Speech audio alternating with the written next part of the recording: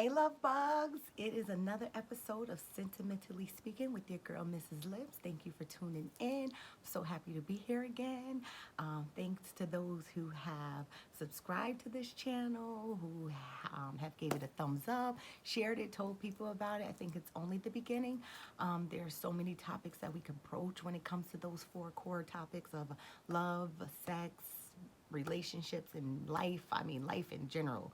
If you've lived long enough, you have experienced some things. And hunty, let me tell you, when life hits, it hits. So, you just got to go with the flow and not let it get the best of you and find some tools and resources you need in order to keep pushing through life.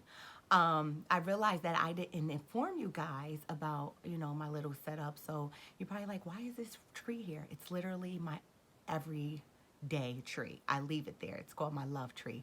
Valentine's Day is my favorite day of the year. It's neck and neck with my birthday.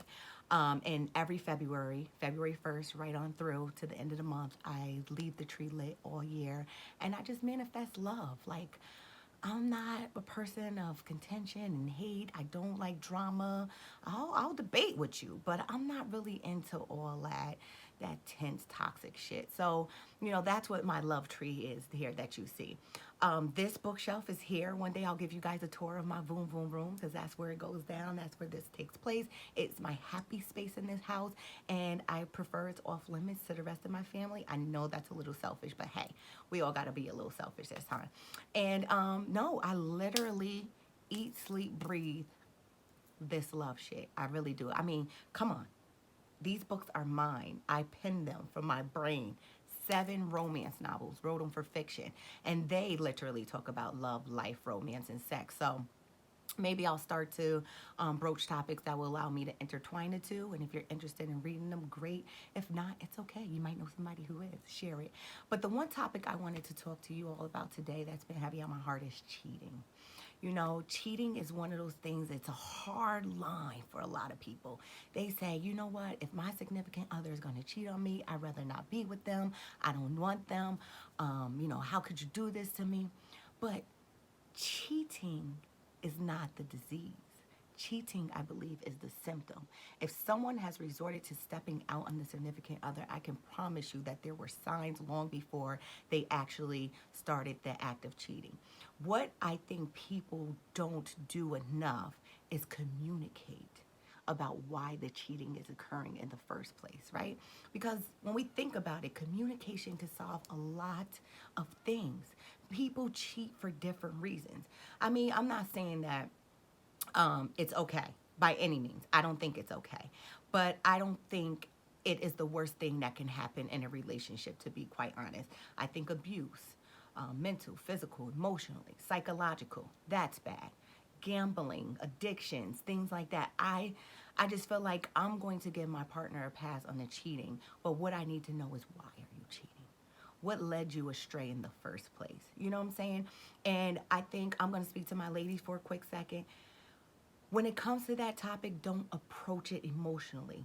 Take the emotions out of it. Speak to your partner logically, okay? Because naturally, us females deal with emotions a lot more than men.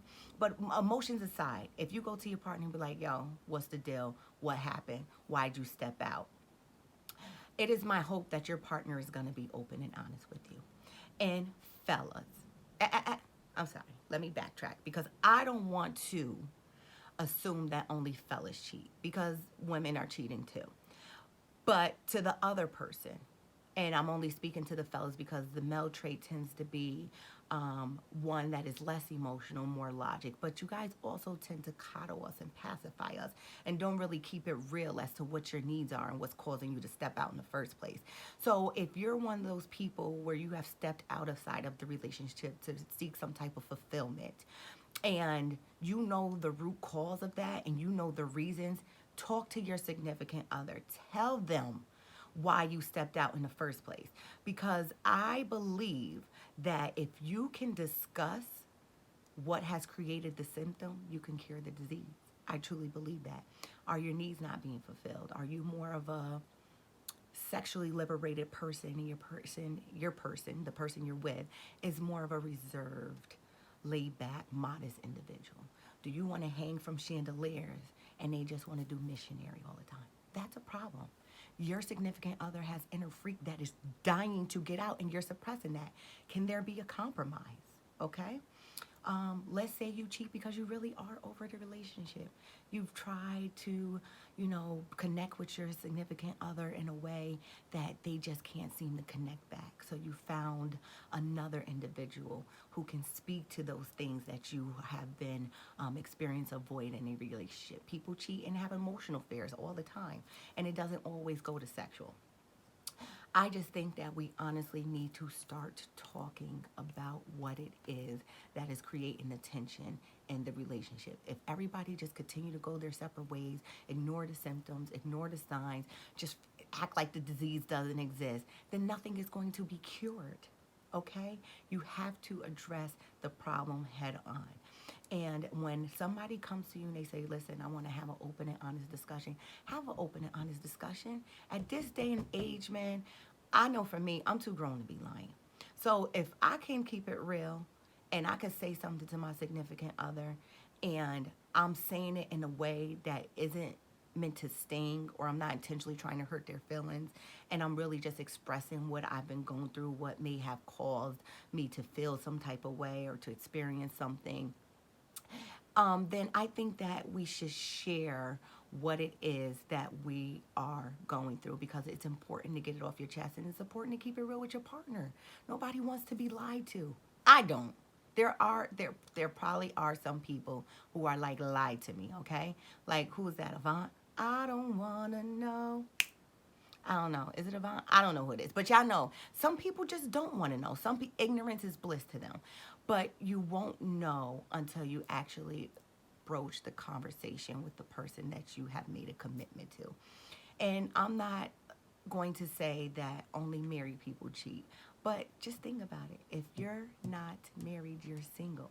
So if cheating is going on in a dating phase, has there been a conversation to decide that there was going to be exclusivity anyway? Did anybody sit down and say, okay, what are we doing in this dating phase? Is it just you and I? Engagement. What does that mean? We have made a commitment to be together, but hasn't mean that we're ready to cut everybody off. Did that come at marriage? Conversation has to take place, guys, because people are never going to know where you stand if you don't express that, and vice versa. So all I'm saying is, my stance on cheating is not the worst thing that can happen in a relationship. And I really believe that cheating is a symptom of the disease. And unless you talk and communicate with your partner and have open and honest conversations about the needs, the voids, the dislikes, then you will continue to experience the heartache or the disappointment as a result of the ongoing infidelity. Talk it out, okay? So that's my perspective on cheating. It's not the end all be all. Find out what it is. Be willing to compromise. And then if you can't find compromise, then maybe it's time to decide if this person is the right person for you. Which brings me to my next topic. Is it always best to split? Do you stay and play? I don't know. We could talk about it another time. Thanks again for tuning in on another brief episode of Sentimentally Speaking with Mrs. Lips.